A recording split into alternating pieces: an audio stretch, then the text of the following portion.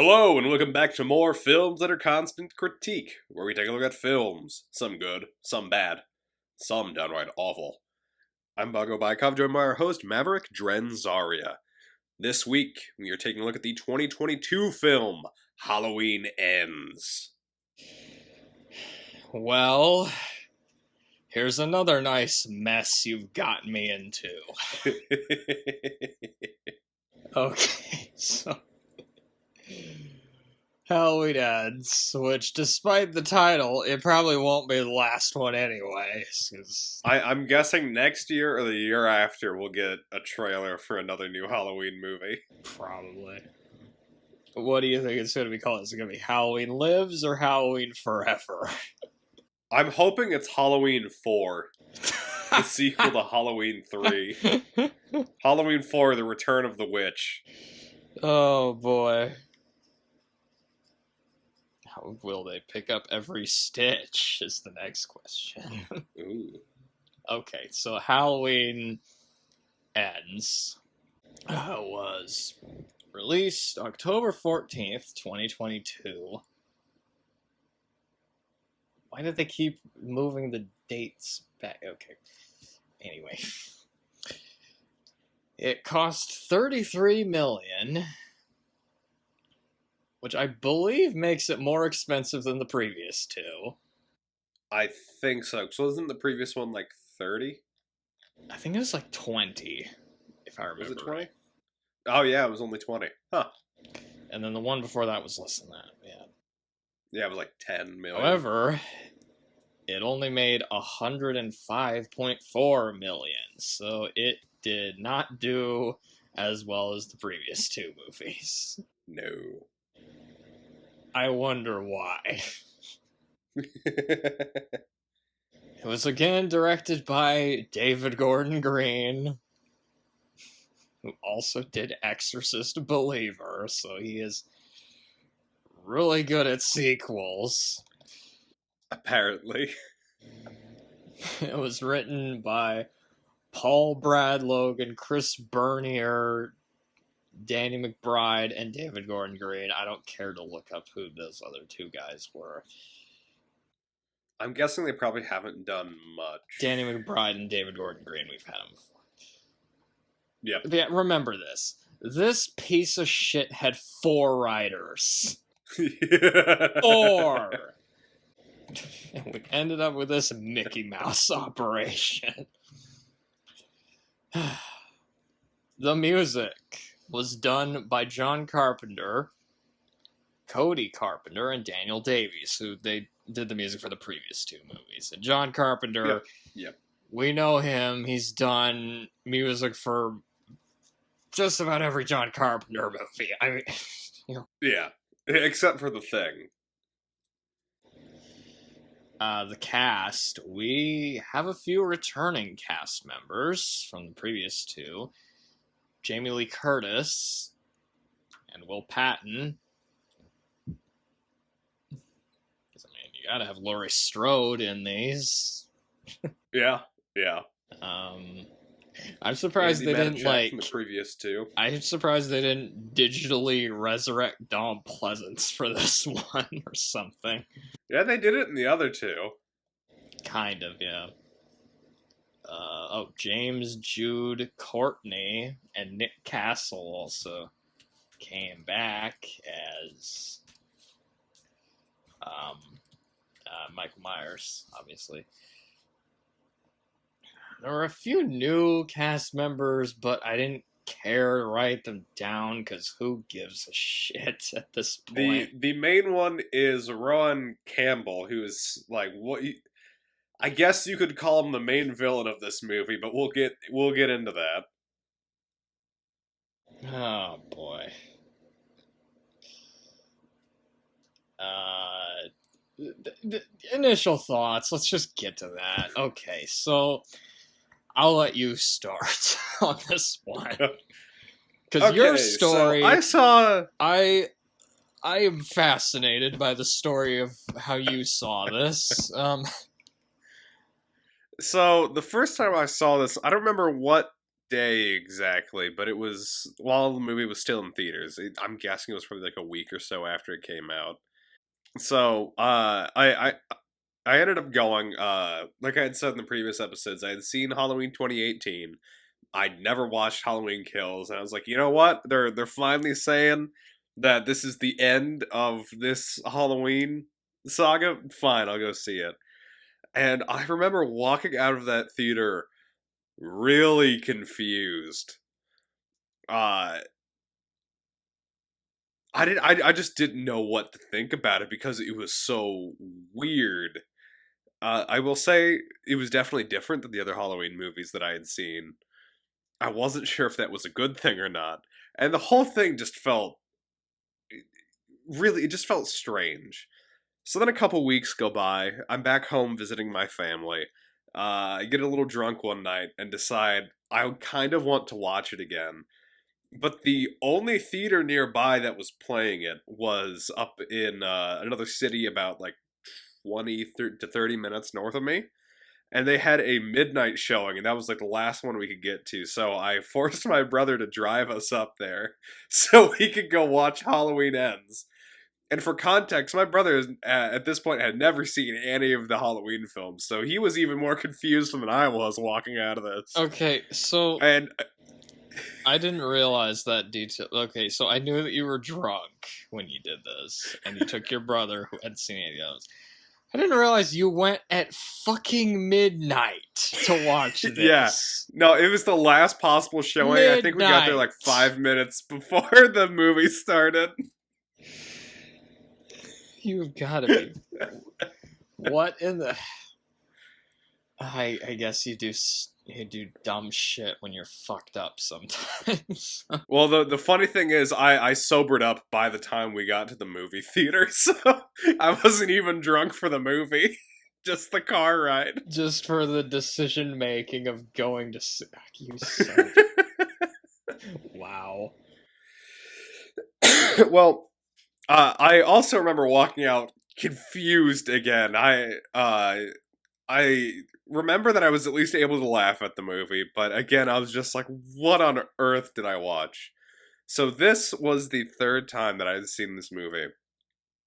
And I can say I have a few more concrete opinions on this movie. I am still confused watching this. There are just so many odd choices throughout. The plot just derails so far from typical Halloween movies, and it still tries to like weave in Michael Myers, and it just feels strange and forced. Like it felt like they wanted to make a different movie, and then remembered that they had to put Michael Myers in it somewhere. It does, yeah, that is what it feels like. And another thing that adds to the strangeness, is, how do I even want to word this? So the writing is bad, but the acting from most of the characters doesn't help it. Like I think Jamie Lee Curtis, she's okay, might be the only. Yeah, and I think Jamie Lee Curtis, Will Patton, Patton's okay. I guess, yeah, and then I guess James Jude Courtney and Nick Castle are the only good actors in this movie. Everyone else is just. It feels like it's a bad actor reading out bad lines. It is so strange. But that being said, I do get some sort of weird enjoyment out of this just because of how bizarre the whole thing is. So it's kind of like how you feel about Halloween Kills then, or like... See, Halloween Kills, it gets a bit more into like sort of a, almost like a slapsticky gore fest type thing, which this one does as well. But my enjoyment out of this is mostly just, it feels like such a strange mess that doesn't need to be a Halloween film and yet really tried to be one. It's just like just a fascinating thing to look at. So it's more Caveman's Valentine funny bad. Yes. Than Halloween Kills funny bad. Okay. Exactly. Okay. It's not quite like Halloween Kills, but it's also not bizarre enough to be, say, Quantum Quest or something exactly, like that. Exactly. And it's not something like The Happening, or I don't know. I don't think it was bad enough to be happening, or funny enough to be happening. Okay, so do you have anything else to add, or should I give my spiel on it? I guess just one last thing to add. This movie, it does suffer from a lot of the problems that Halloween Kills suffered from. For instance, it is way too overdramatic, but other than that, it is able to stand as its own little weird thing, which I guess is kind of fun. It's also too long. I don't know if you felt that, but It's long. way too long. It's almost 2 hours long. It didn't need to be that long. Okay, so my experience with this isn't quite as colorful as yours, but okay. I saw this one like a year ago because I was trying to catch up with some of the 2022 movies I hadn't seen. So I saw this around the same time I saw like Barbarian and The Menu. Okay, those are good movies. Yeah, so there was that at least. I didn't watch all shit that time. I remember you talking about this and saying that you thought it was hilariously bad. So I decided, you know what, I'll watch it. I mean, I'd seen Halloween 2018 and I'd seen Halloween Kills. I might as well.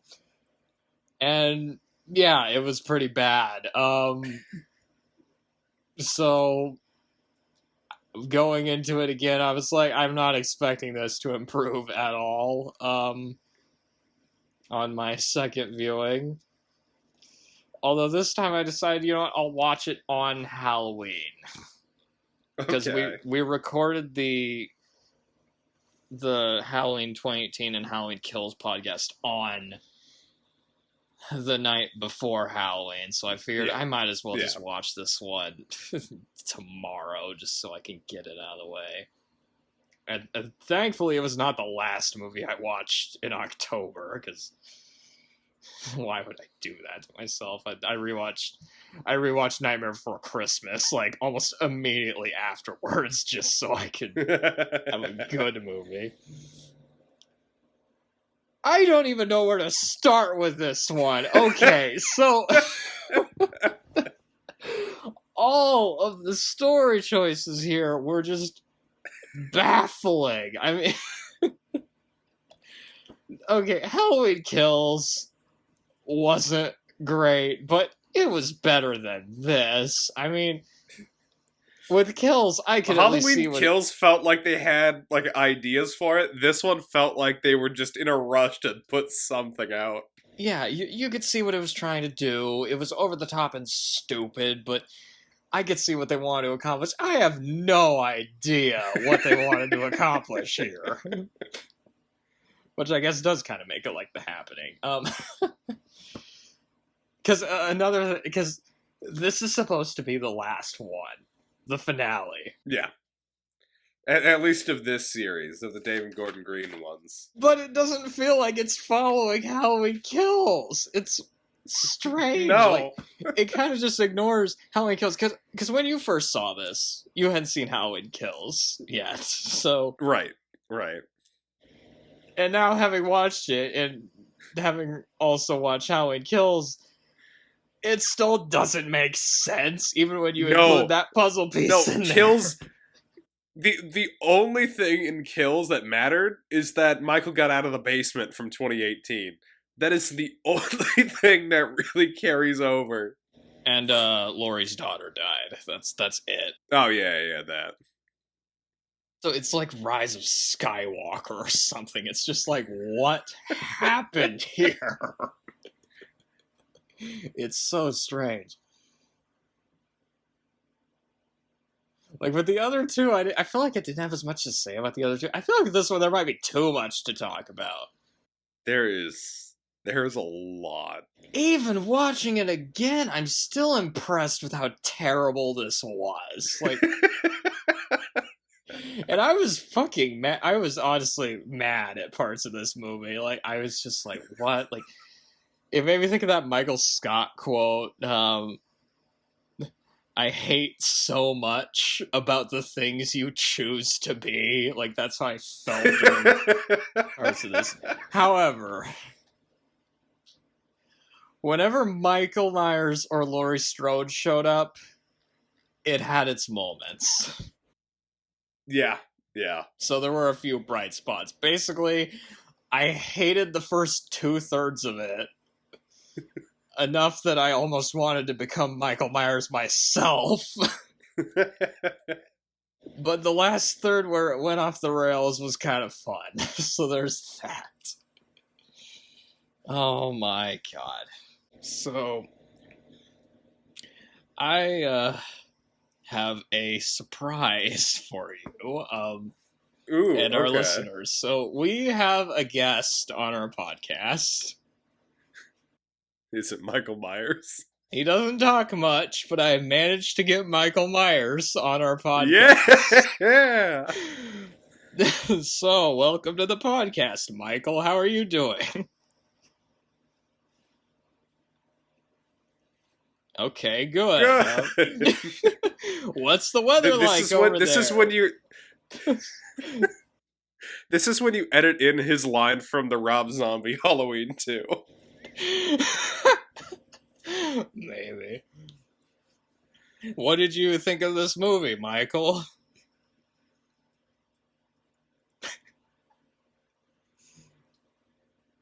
Okay, I'm out of questions for Michael Myers. Do you have any questions for our guest? What did you think about your apprentice, Corey?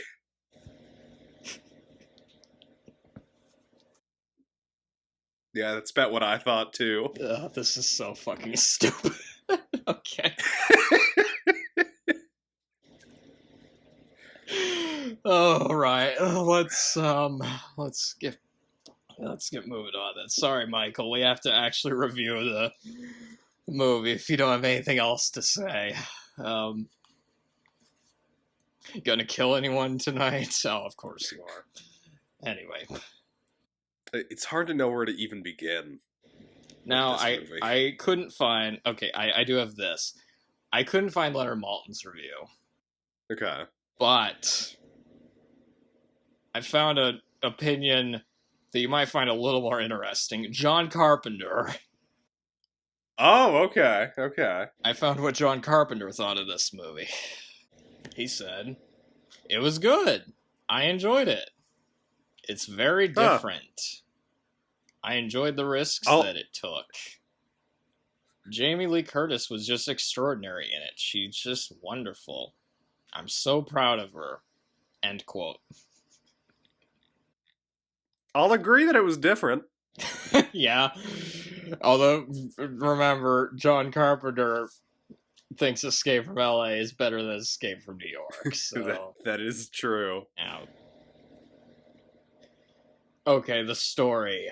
The plot of this is they went, fuck it. Made some other kid the killer, and then didn't even try to come up with the rest of it. Or do anything. Oh, and Michael Myers occasionally shows up. And he might or might not have, like, mind-delving powers, but we'll get into that. Yeah. Oh, God. This... There is so much to talk about. Before we get to that, we should start... Okay. Pros. There are a few things. I liked that they show part of John Carpenter's The Thing on the TV at one point. Yeah. No, that was fun. So I guess this means that John Carpenter exists in the Halloween universe. Do you remember Halloween 3? Of course he does. Well, okay, but Halloween 3 doesn't exist in the other universes, because Halloween's a movie in Halloween 3. I don't even know what timeline Halloween 3 is. Anyway. He's also real in The Mouth of Madness as well, so he exists in a lot of his movies. Yeah, he's friends with Sutter Kane. Do you read Sutter Kane? Do you read Sutter Kane? And of course, what scene do they choose to show from John Carpenter's The Thing? It's the fucking creepiest scene of the chest scene. The defibrillate. Yeah, the first time I saw that movie, that scene gave me like a nightmare that night. It was so disturbing. The opening credits were interesting. So we see jack-o'-lanterns bursting open Coming to out of- reveal Yeah. more jack-o'-lanterns, like a Russian nesting doll. That was strange. Oh, and for anybody who wandered into this movie and doesn't know anything about the other ones, we see flashbacks to the previous movies while Laurie Strode is narrating. I will say, having missed Halloween Kills, that was rather nice watching this movie for the first time. I felt like I didn't miss anything. What would have been hilarious, though, is if they went the Silent Night, Deadly Night Part 2 route and just went, let's just like... Just half the movie is actually just Halloween Kills again. Half the movie is just Michael Myers having flashbacks to the previous ones. Yeah. Jesus. Maybe Linnea Quigley will have a cameo in it. Oh, wait a second. Wrong series. But yeah, Laurie Strode is in this one. And unlike Halloween Kills, she actually celebrates Halloween in this. Yeah. She seems unusually happy in this one for some reason. Her character is a bit strange in this one. I don't know if you noticed. But it was kind of nice seeing her life go a little more back to normal in this one, because her life hasn't been normal since 1978, so... Yeah. Like, she isn't, like, going all crazy in this one, like in the previous two movies. Although it is kind of nice seeing her. A lot of it's just her talking to Will Patton in the grocery store, so... But basically, Laurie Strode isn't in a hospital for most of the movie, like in Halloween Kills. Yeah, she's an actual character in this one, which is nice. She does stuff in this one, so that's an improvement. For some reason, Michael Myers lives in a sewer. Okay, I don't know if you want to talk about that during the pros or during the cons. Because that's another long list of questions that I have. Yeah. How will we save that? Okay, one scene where they do kind of carry over stuff from Kills is that woman who was stabbed in the neck in Halloween Kills. Apparently she survived. But she's like permanently like paralyzed and like can't speak. And her sister like scolds Laurie Strode, like saying it's her fault, which is kind of weird. How do they always blame Laurie Strode for everything? Because I mean, it's really not. She was living on the outskirts of town trying to kill him. She almost succeeded. It was the fire department that let him out. If anything, you should blame that crazy doctor from Sartain. I barely remember his name. Yeah, Dr. Sartain. Yeah, or the was there someone helping Michael in Halloween Kills? I don't remember. I don't think so. It's been like a month since I watched it. Another thing is it took a long time for us to get around to recording these. Like, at the time we did these, I'm basically just having to release a bunch of Halloween podcasts in November. Sorry about that. We hear a song by the Dead Kennedys in this. Oh, that's true. I don't hear that band in movies very often.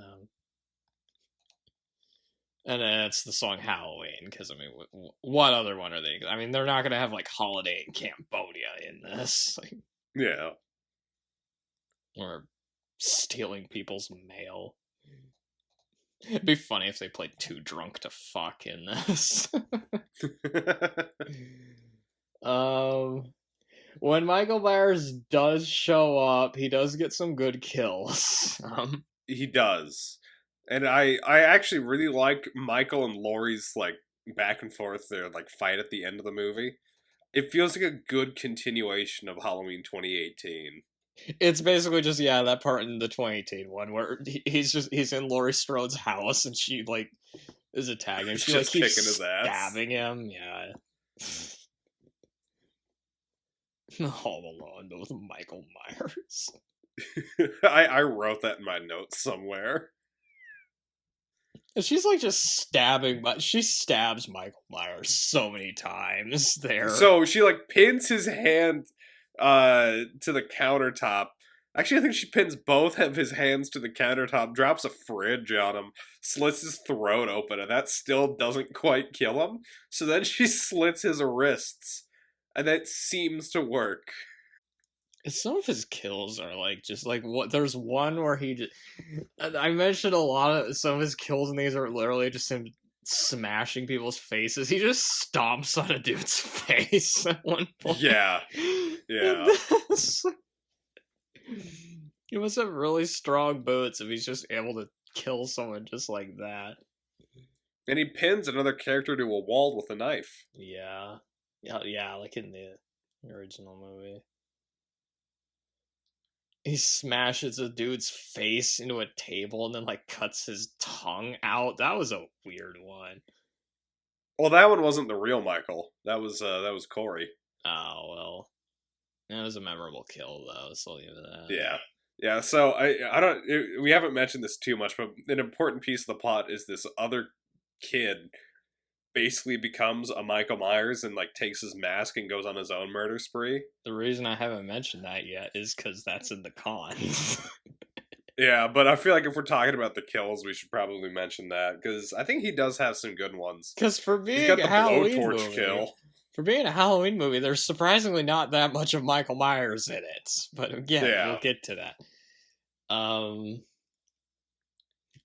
They start singing "Afternoon Delight" at one point. Oh, wait a minute, the Anchorman. I was watching Anchorman recently. Where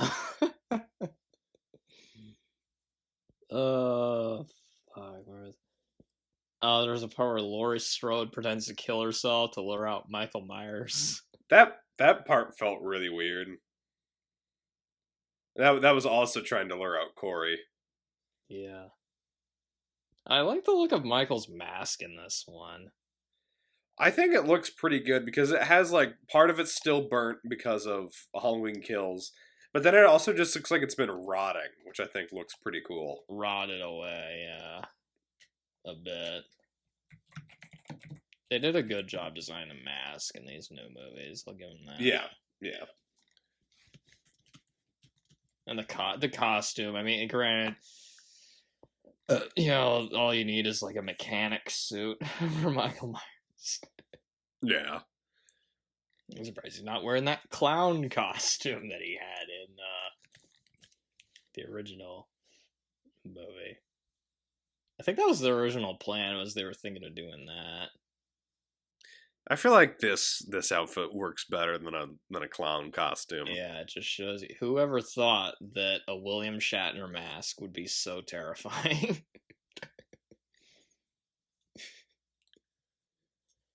I liked the ending when they kill Michael. Yeah, they throw him into a machine, basically a dump yard, into a machine that's used for breaking up stuff, and just it's basically they're throwing him into a meat grinder. It's like a shredder, yeah. So he dies in a similar way to Steve Buscemi in Fargo then. Yeah. And the whole town is there to watch him finally die. Yeah, the whole town just I love that all these movies, the whole town of Haddonfield just gangs up on Michael Myers. He's their most hated resident, even though he hasn't technically lived there for a long time. Yeah. But hey, it is the night he came home. And it ends with Don't Fear the Reaper playing, as a callback to the first movie, which I like. Yeah. Actually, I do like the ending of the film because it kind of mirrors the ending of the first one. It does all these shots of Laurie's house, but it's during the daytime, everything's light. And then it ends with the shot of the coffee table with Michael's mask, and then it plays Don't Fear the Reaper, which is kind of fun. I'm out of pros. Yeah. Yeah. Okay, I- now one more. The music is once again pretty good. the music, yes, the music's good. That's right. Can we get into cons now? Yes. Okay. The opening of this is terrible. It's so funny. The acting is horrible, and like it's this babysitter he's the new character in this, Yeah, Corey. he's Corey. He's the new serial killer. He's trying to take care of a kid, and the kid is like really annoying. They're watching John Carpenter's The Thing on the TV, and then the kid like locks him in a closet. And then the stupidest death in this whole movie happens. I forgot how slapsticky the opening of this was. I like watched it 3 times because it is just so quick and just so goofy. So the kid's parents come home, and like as soon as I open it up, Corey breaks down the closet door, which swings open, hits the kid, who then falls down a banister down like 3 flights of stairs, hits the ground, bounces up a little bit, and like dies immediately. And it immediately goes from his mother just screaming into the intro credits. Wasn't there like a knife on the floor? No, not that I remember. I thought there was a knife on the floor. Wait a minute. Was there? Somebody like put a knife there, and then the kid fell on it. I thought he just fell and died because it was like 3 stories up. It's stupid either way, but I thought it's really stupid either way, but I thought there was a knife. Hold on, Halloween Ends intro. I need to review the footage. I thought he like fell on a knife because there's no way there'd be that much blood from him just oh my god, it's so stupid. I'm trying to think of like oh god. Because I feel like there's some horror. I'm not seeing a knife on the ground. I think he just hits the. Oh, it's so. Yeah, no, he just hits the ground. That's even dumber than in that case. That he just.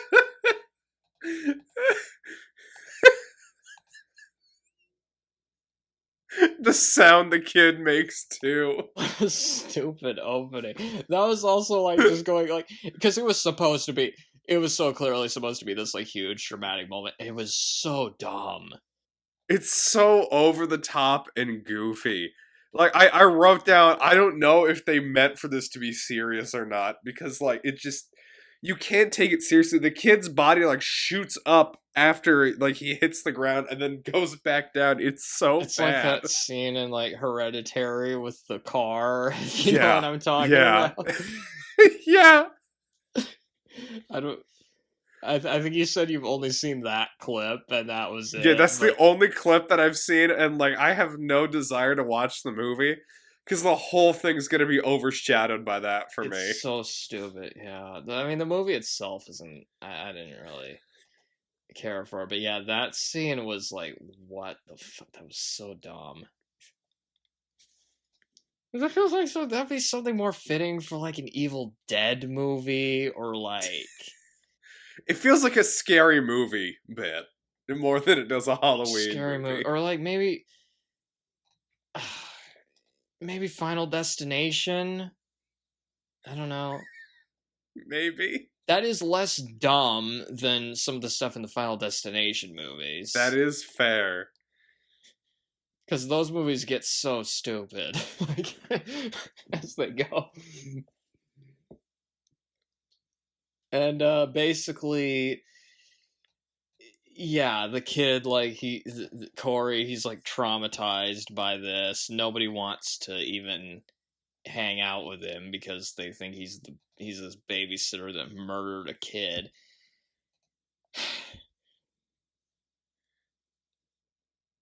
And as a result, he ends up just getting bullied by the entire town. Oh my god, yeah. And the scenes of him we get introduced to the 4 just dumbest bullies of all time. The bullies who in this feel like really... what they felt like, it felt like some of the scenes from It. I was about to say they feel like Stephen King bullies because they're just there to try and kill the protagonist for like no reason. Like there's like a scene in one of the It movies, like it really felt like a scene from like where they like throw him off a bridge. Yeah, yeah. Except here it wasn't a homophobic hate crime. It's just he's the babysitter killer, I guess. And I want to see if you picked up on this. Okay, too. That's what the opening felt like. It felt like a scene from like The Babysitter or the terrible sequel to The Babysitter. So I was about to mention something that actually might tie into this. It feels more like a bad Stephen King movie than it does a Halloween movie. Did you notice how many similarities there are between Corey in this and Arnie in Christine? Okay, I didn't notice that, but like I can see some overlap with him and like because there are some Stephen King protagonists that have like psychic abilities. Like Danny from The Shining, for example. That girl from The Langoliers, I'm thinking of. Well, so like I've a couple other things once. About. I've only seen Christine once, and I've never read the book, so that which is surprising because I've read like almost every Stephen King book, and that's one of the ones I haven't read for whatever reason. But like a lot of like there's a lot of the same basic blocks where he becomes obsessed about something. In this movie, Corey becomes obsessed with becoming Michael Myers. In Christine, it's with the car. It's Stephen King, but it's not done well. Basically, no, it's one of the here's another thing. Stephen King adaptations, like exactly, like but like maybe it's the remake of Carrie or something, or I don't know. Like, well, and one other thing, they have the same last name. I think it's intentional. Wait, what was his name? Corey Cunningham. Because Arnie's last name was also Cunningham. That's such a common name, though. It feels intentional though. Like there's just a lot of similarities between like just how the characters act. It was. They're like a magical car in this that runs people over. Oh boy. But yeah, I remember you mentioning when we were doing kills that they felt like Stephen King bullies. This one, it felt more so like that. Yeah. Because they're so awful. They're so cartoonishly just awful. And all the characters in this are just so bad. Aside from... awful, terrible. Aside from, like, Michael Myers, Laurie Strode, and, like, Will Patton, like, all the other characters just feel like caricatures. Yeah. Which partly could be the writing. It's a mess of a script, and it had 4 writers, which is ridiculous. But also the acting. The acting from these kids. Just... especially these bullies feel like they're straight out of a bad Stephen King movie. It's insane. Right down to the acting even. It's so bad. And again, since you mentioned the writing a little bit, even Laurie herself doesn't feel entirely consistent. For whatever reason, her first reaction to seeing Corey getting bullied was to give him a switchblade so he could go slash the bully's tires. Why? Get revenge on him, I guess. But yeah, why does Laurie... But why? Why does Laurie want to slash some kid's tires? And why does Laurie care about this kid? We're given really... Maybe... Okay. Maybe if the intro wasn't so stupid, but I just didn't care about this dude at all. No. And it might be because you waited, like, 2 movies to introduce... Like, you could have introduced him in one of the previous ones. Like, what? And that's my main problem with this. Like, who's the idiot that decided, let's barely have Michael Myers in this. Let's have some other... character who wasn't in the other 2 movies, just this stupid kid going around killing people for most of it. Like, what? Like,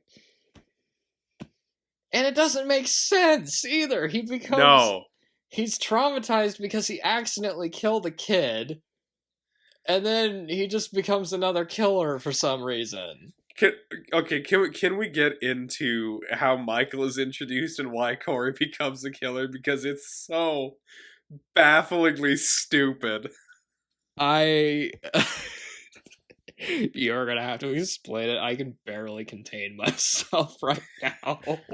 Okay, so the bullies. So after Corey slashes the bully's tires with the switchblade that Lori gave him, he ends up getting pushed off of a bridge by them, and he falls in front of a sewer that he gets dragged into.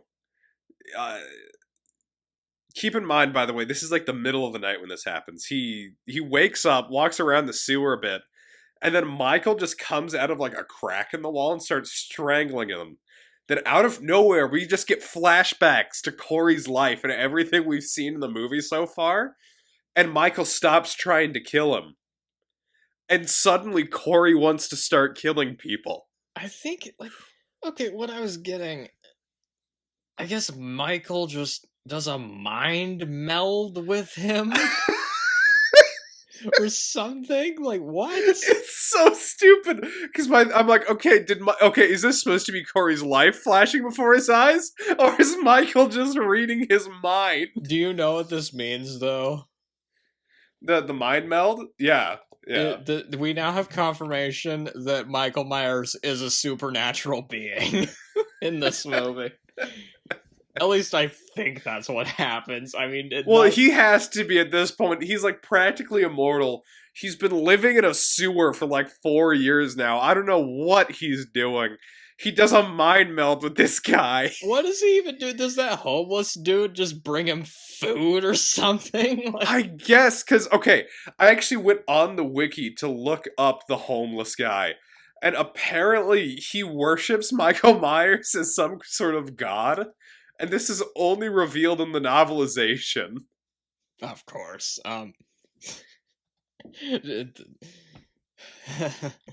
Jesus.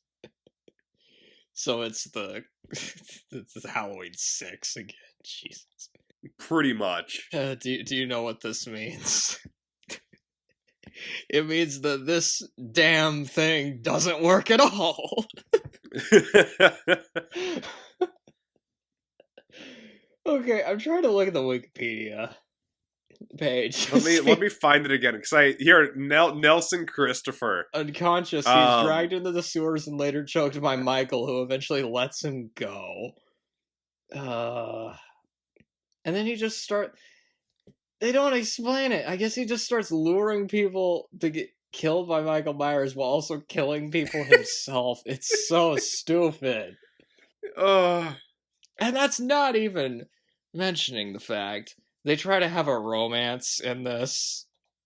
Between Corey and Laurie's granddaughter. And it doesn't work at all. No chemistry whatsoever. Yeah, it's just like, let's have this new character and Laurie's granddaughter just, Like, back in our awards show, we had one for, like, worst romance. This would be a nominee, I think. Yeah, it's pretty bad. It's got stiff competition, though. Because we also have Willow in Attack of the Clones to compete with. And this guy, wait a minute, this guy kills not just the men, but the women and the children, too. The children, too? In this movie, wow.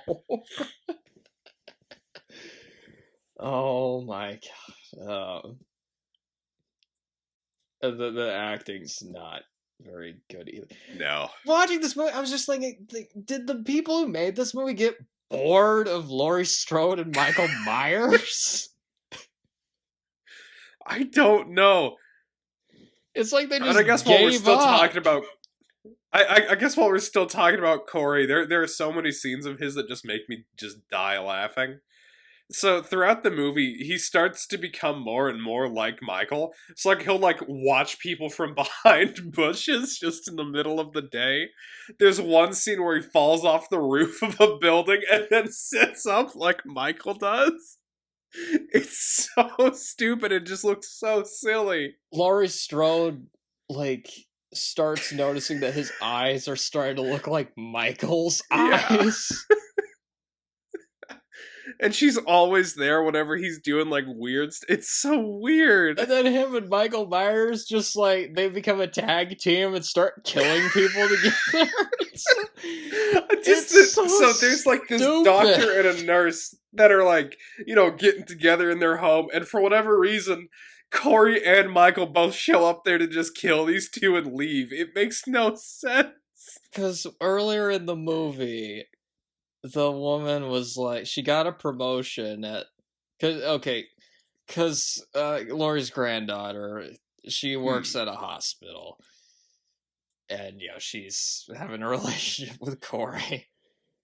But there's like one scene where that woman is like bragging about how she got a promotion, and then the guy that gave her a promotion, like, I guess either invites her to his house or she invites him. I think it's supposed to be the doctor's house. They go to the house to like have sex, basically.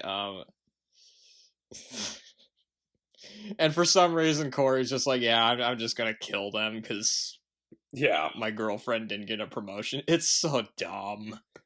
But then even like other deaths, like the guy that was the cop that Corey lured into the sewer. What was his name? Doug, that's right. For whatever reason, Corey's just like laying on the ground holding Doug so that Michael can kill him. Like Michael is just some old decrepit man. Technically he is. I mean, he's like, what? Like, yeah. He's like in his 70s at this point. How old was he in... How old was he in the first movie? Was he like 23? I think he was like 23 in the first movie. I think so, because he would have been like, what? How old was he when he killed his sister? Oh, hold on. I can just look up age at time of death. 65. He's gonna see. Yeah. Okay. 1963. Okay, when he killed his sister in the first movie, like the opening, he was 6 at that point. So then he would be 21 in the first Halloween movie. Okay. That was a little bit off. So yeah, he's an old man. Now he's a senior citizen. I wonder, does Michael Myers get Social Security down in that sewer? Oh my god. But yeah, what was... Just with... in regard to every plot decision in this movie, I have to ask, why? Like, why did they do this? We were talking about...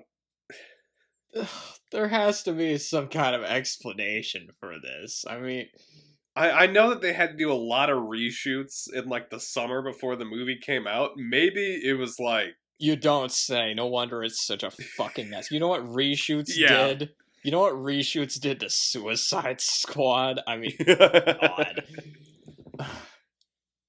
You know what reshoots did to Batgirl? Oh, wait a minute. Yeah. And we kind of mentioned this earlier, but, like, the kills that are in this are good, but there's not a lot of them. Michael only has 3 kills in this movie. Halloween Kills was a lot more entertaining with the kills. And most of the kills aren't even Michael Myers. It's the stupid babysitter character that we don't care about. Because if you count the child at the very beginning, Corey has 10 kills, and Michael only has 3. That's why I said earlier, I hated the first 2/3 of this, because it's just this kid moping the whole time. Yeah. And I didn't care. I didn't care about this dude. Like, at that point, dude, just move to a different town. I mean, start over. Especially if Michael's living in the sewers. Just go, run. My God. And yeah, Michael Myers. I can't believe you saw this in the theater twice. Like... And then again, you saw Rise of Skywalker multiple times in the theater. Jesus.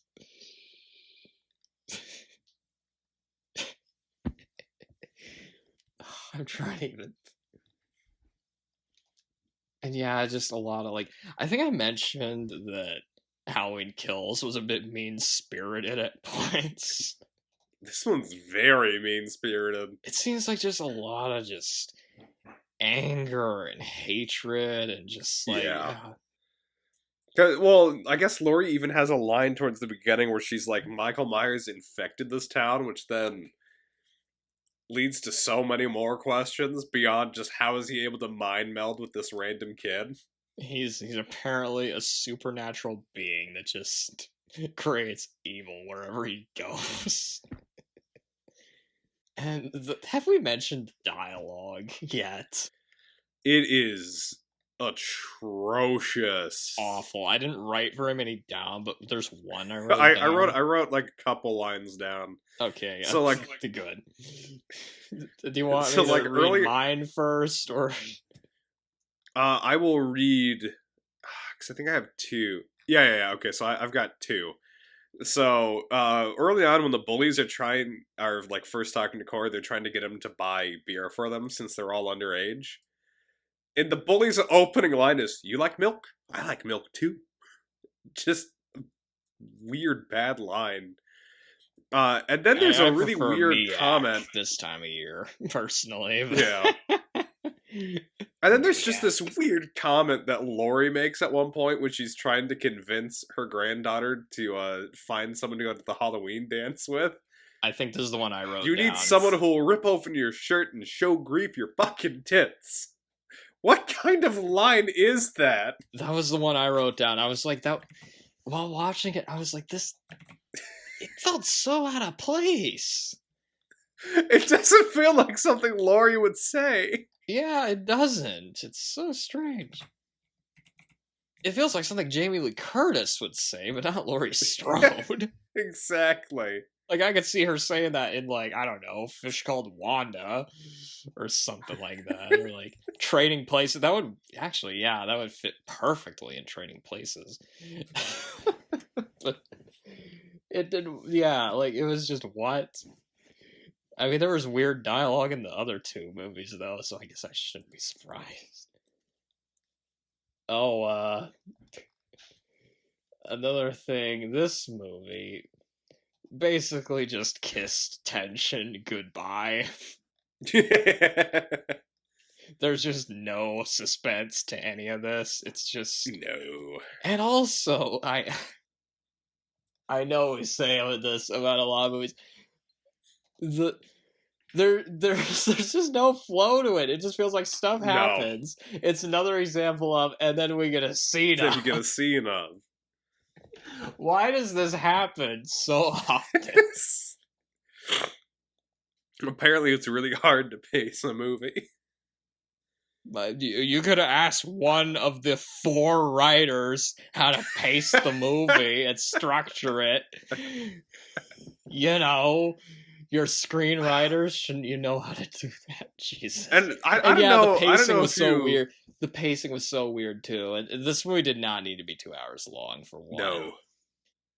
And it was shot weird as well. Like the whole movie, there was a lot of like close-ups on characters that just they felt weird because it feels like none of the other ones were quite filmed like this. There's like shaky cam, and the lighting is pretty bad too. Like there were parts of this I was like, oh my god, I can't see what's going on here. Like not quite as bad as AVPR, but I mean it's like a low bar there, you know, like jeez.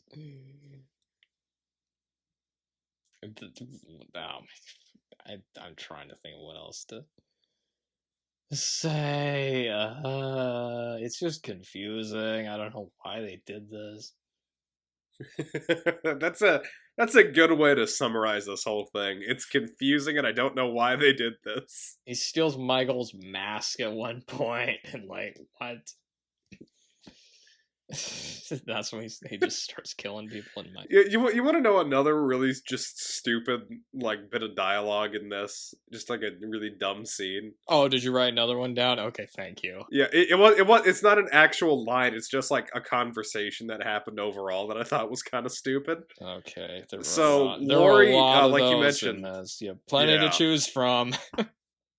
So you mentioned that part where Lori says she starts seeing Michael's eyes in Corey. And then she goes to a bar to talk to the dad of the kid that Corey killed a few years ago. And the dad's like, I always thought he was a good kid. And he just kind of got, a bad hand on all that. And then I saw him the other day and I looked in his eyes and he just looked wrong. Like he was gone. And it's like, are you telling me that this random character who was on screen for maybe a total of 5 minutes is able to tell that Corey is possessed by Michael Myers? I mean, did you see his eyes? If they were gonna sell that, they really needed to, they should have added some, effect. Like, what they should have done is they should have added an effect to his eyes so that they were just pitch black, like the eyes on Michael Myers' mask. Because then at least you'd be like, okay. But, I mean, yeah, it's not subtle, but, because you don't buy it. His eyes don't really look that different. No, they don't. It's not like he's turning into, Palpatine or something, or, or, Anakin's Sith eyes in Revenge of the Sith, Don't make me kill you!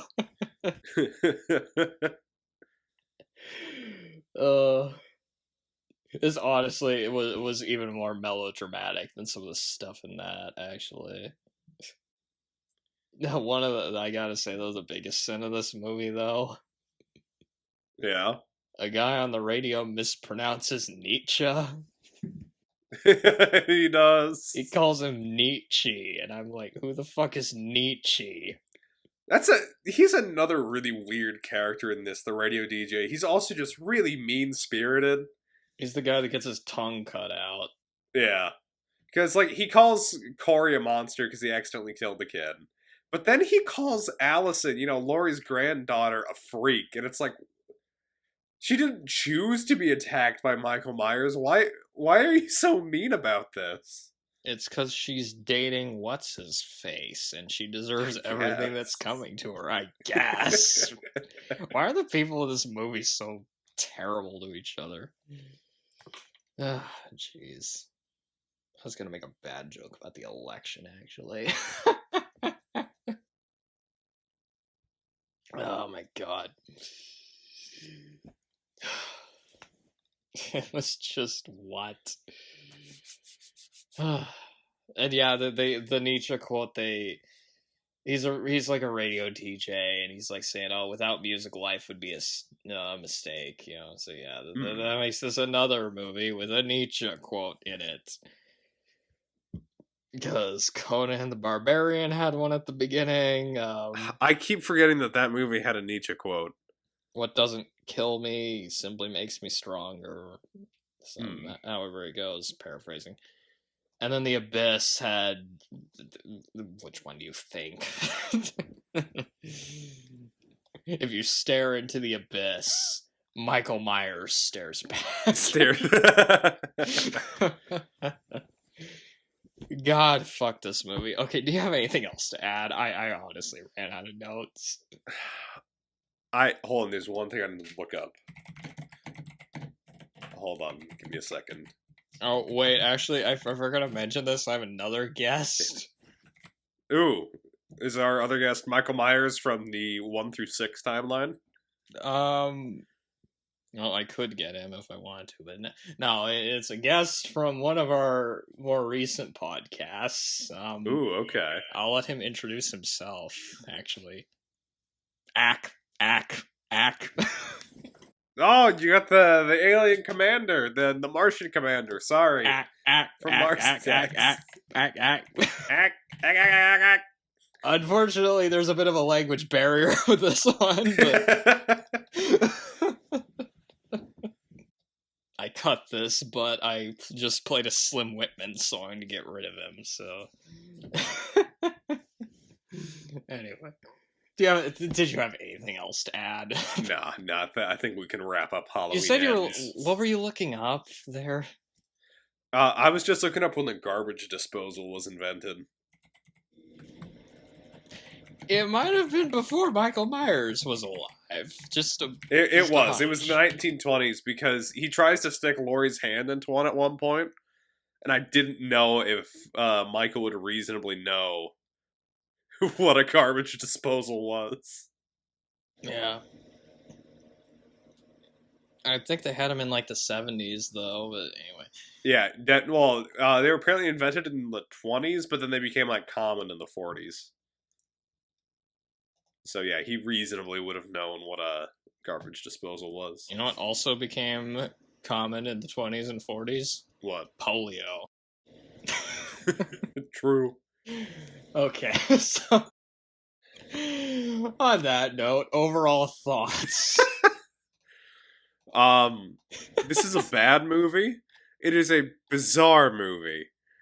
But you enjoyed it apparently. I enjoy watching it. It hits the point of being so bad that it's funny for me. It's just it's hard to describe and put into words just how strange everything is, from the camera work, the dialogue, the acting. It's all just like bad enough that you can get enjoyment out of it. But I need to know more about the production of this movie because I am just it has to have been like rewritten the day before they like sent it off to the theater or something. Okay, you're right. I'm looking at Wikipedia. They did take inspiration from Christine. That's okay. That's what I thought. He felt so close to being like Arnie. Okay. Other cited influences. Let's see. Willard. Butcher, Baker, Nightmare Maker. Oh, is that our next podcast? That title is so funny. My Bodyguard. What the hell is that? Blood Rage. Oh, Bad Taste was an inspiration for this. Huh. The Peter Jackson movie. And Fallen Angels? A Hong Kong neo-noir crime comedy drama film written and directed by Wong Kar-wai. Why? Yeah.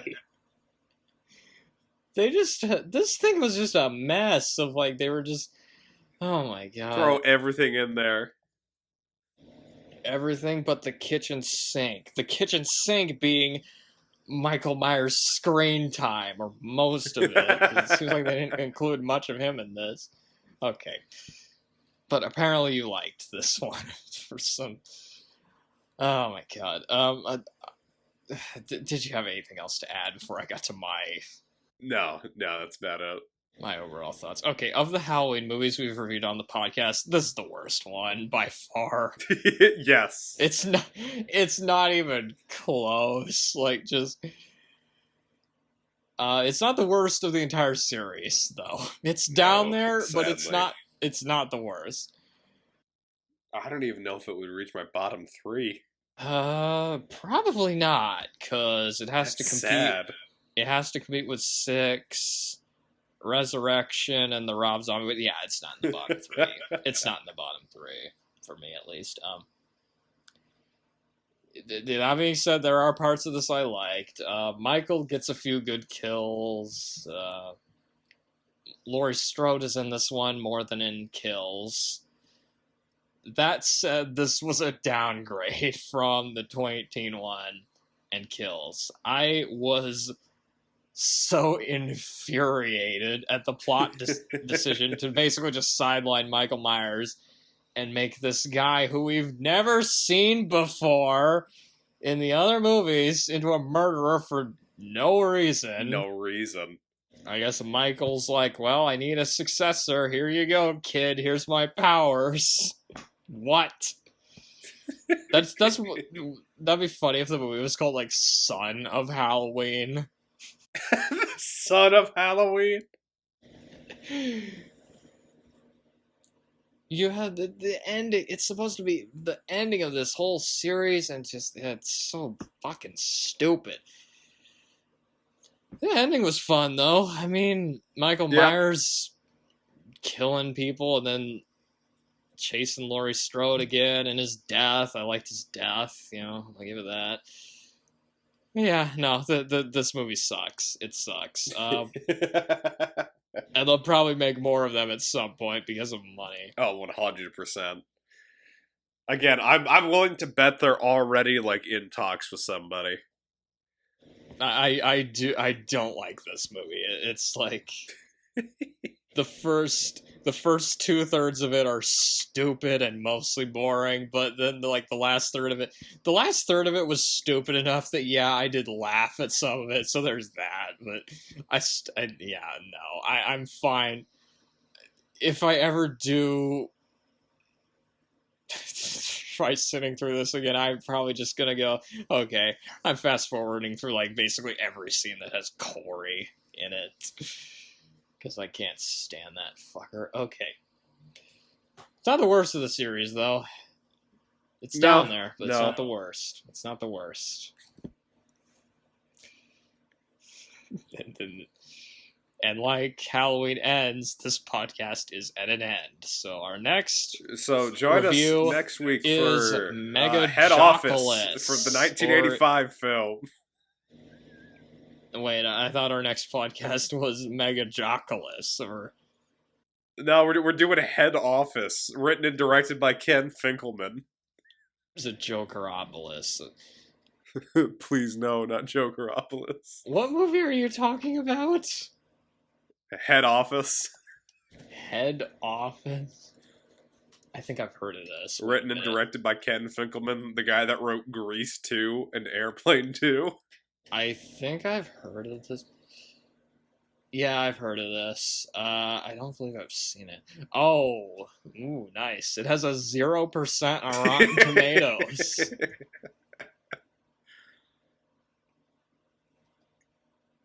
I might have seen part of this on TV one time. I've seen like 2 clips from this movie. I don't know, but there was like some movie, it was some comedy taking place in an office building, and like some guy at one point says, an office is no place to do business, and I'm like, okay.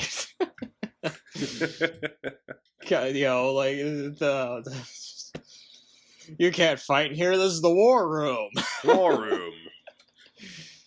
Anyway, so we're not doing Megalopolis and Joker 2. I would... No.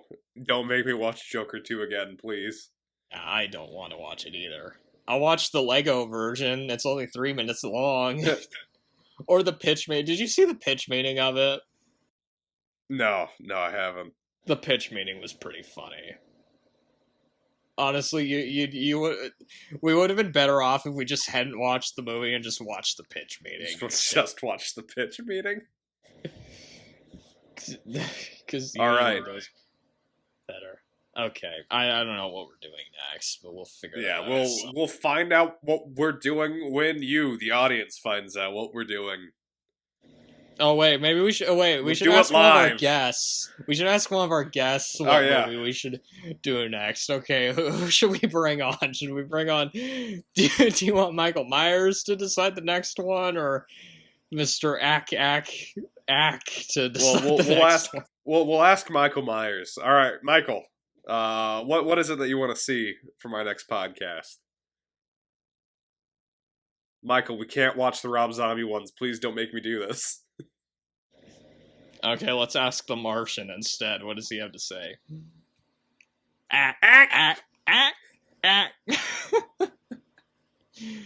Oh, again, a bit of a language barrier.